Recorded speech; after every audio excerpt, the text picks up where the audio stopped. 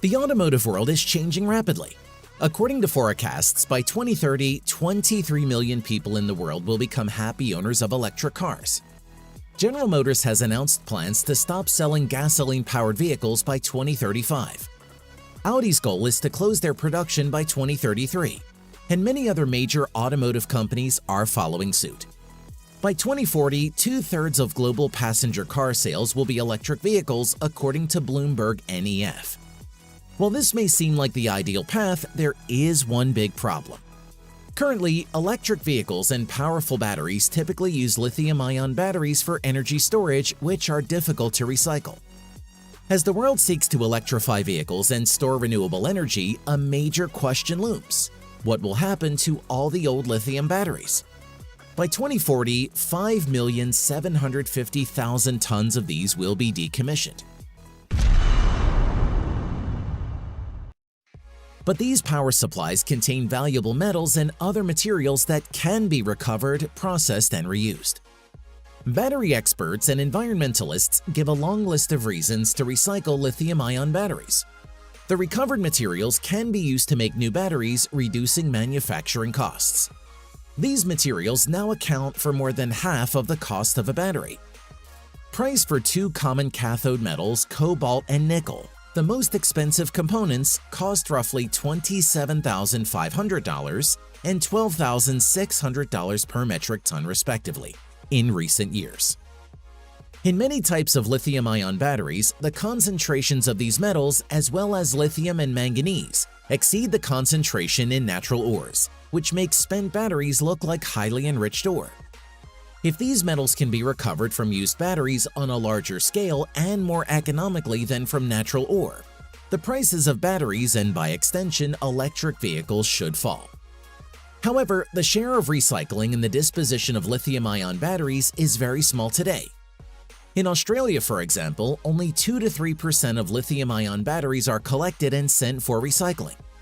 The recycling rate in the European Union and the US is not much higher, less than 5%. There are many reasons why recycling of lithium-ion batteries is not yet an accepted practice, says Linda L. Gaines, Transportation Systems Analyst at Argonne National Laboratory. Reasons include technical constraints, economic barriers, logistics issues, and gaps in legislation. Another reason is that the most widely used battery methods of recycling of previous technologies, such as lead-acid batteries, do not work well with lithium-ion batteries. While the extraction of these metals requires huge resources. For instance, it takes 2,273,000 liters of water to mine 1 ton of lithium. Calculations show that in most cases, LIB recycling remains uneconomical, and profitability is achieved only under a very narrow set of chemistry, site, and process conditions. Until now, much of the effort to improve lithium-ion battery recycling has been focused in a relatively small number of academic research groups, usually working independently. Nevertheless, things are starting to change. Driven by the sheer volume of depleted lithium-ion batteries soon to come from end-of-life electric vehicles and ubiquitous portable electronics, startup companies are commercializing new battery recycling technology. In 2018, Tesla Chief Technical Officer J.B. Straubel, while making batteries at their massive gigafactory near Reno, Nevada, thought, "Why not start a company that will extract metals from factory scrap and other used electronics, and then return ready-to-use lithium, cobalt, and graphite to them to make new batteries?" Later that year, while still at Tesla, Straubel founded Redwood Materials, a next-generation mining company near Carson City. Prices for battery materials such as lithium and cobalt have since skyrocketed. But Straubel has good news. After a year of operations, Redwood Materials can save tons of useful metals, and it is more cost-effective than normal mining. The company can now mine enough materials to produce battery packs for 45,000 electric vehicles annually. Trucks filled with batteries arrive daily at the company's Carson City plant. Once e-waste is sorted for recycling, Redwood uses a proprietary hydrochemical process to separate the various metals. Used batteries are subjected to heat treatment in furnaces. All of the resulting alloys then go through a chemical process to turn them into ready-to-use materials. Flammable battery electrolyte is allowed to ignite under controlled conditions without the addition of other flammable substances, and at the same time no emissions occur. Basically, we chemically disassemble everything and then start separating useful materials and use them as building blocks for production, says Straubel.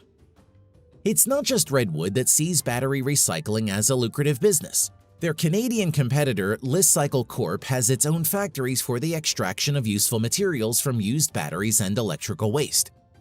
Its patented spoke and hub technologies use a combination of mechanical safe size reduction and hydrometallurgical resource recovery, specifically designed for lithium-ion battery recycling.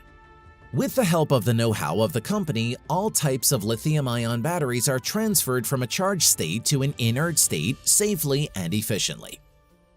Cathode and anode materials are processed into end products for the battery for reuse in lithium-ion battery manufacturing or other applications in the wider economy. Thus, it can be expected that recycling will reduce the cost of the battery, which in turn will affect the cost of electric vehicles, making them more affordable. What is more, the mass processing of LIB as well as the transition to electric vehicles will certainly have a positive impact on the planet's ecology. Processing companies are currently confronted with a significant difficulty. The lithium-ion battery recycling market is forecast to grow to $18.1 billion in 2030 from $1.5 billion this year. In 5 to 7 years, we should be able to recycle end-of-life electric vehicles at the same pace as they are produced today.